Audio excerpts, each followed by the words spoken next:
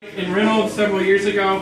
She is a force of nature. She's an amazing activist who we all can learn from, and I'm really excited to hear her talk tonight. Woo!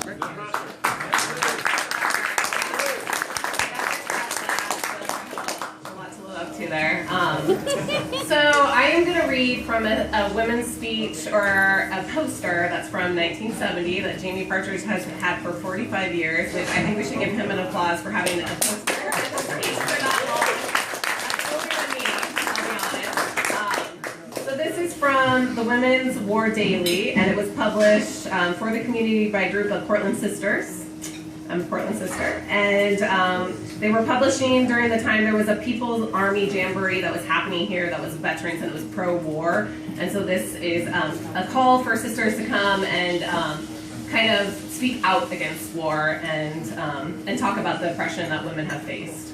So, to all Portland women, there's a lot of talk on the streets about a confrontation between the American League and the People's Army's Jamboree.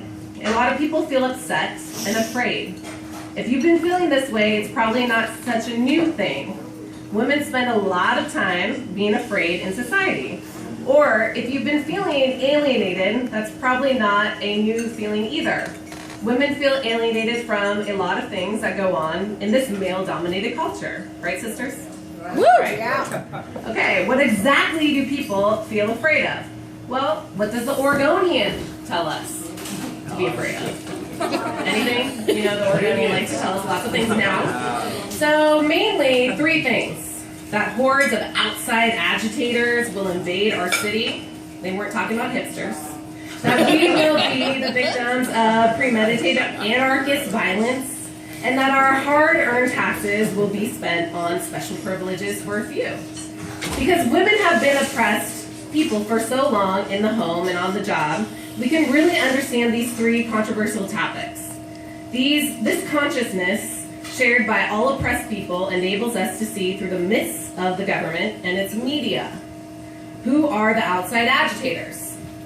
Anybody? Who are the outside agitators? Does the U.S. belong in Southeast Asia? No. No. Does the U.S. belong in Southeast Asia? No.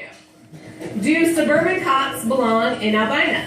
No. No, our protests against Nixon and his force of outside agitators belong in the city of Portland or any other city in the U.S. We are inside agitators.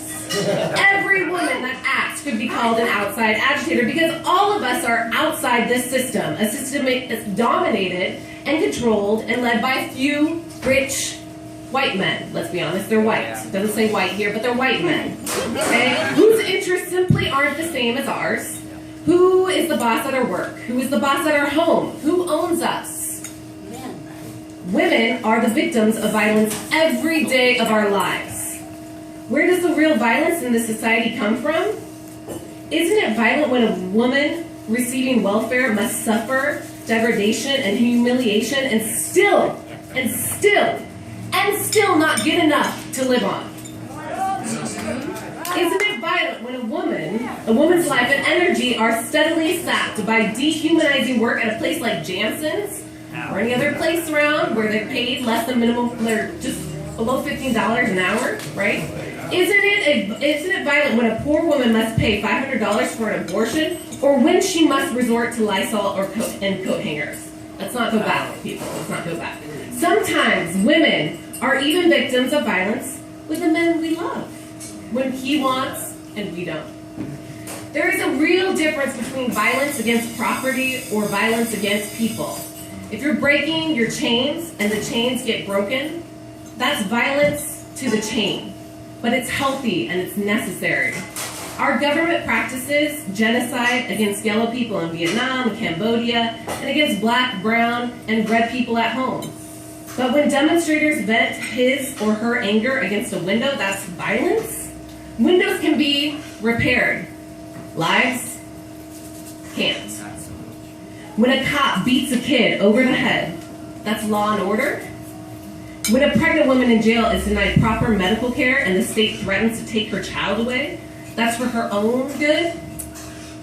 Or for security reasons, When the United Fruit Company pays only a few cents per an hour to Latin American workers, that's free enterprise.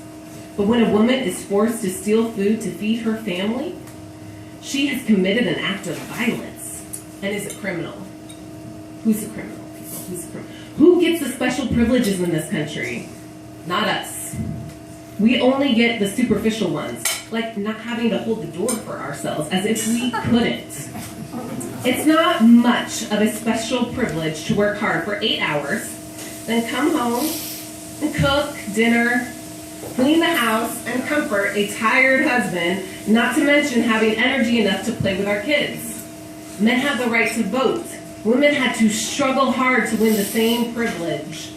It seems we have to be twice as good as men to be considered equal.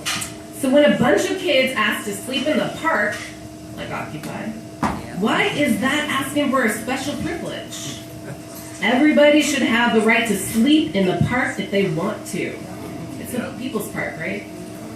Just as everybody should have the right to a decent job and a decent life.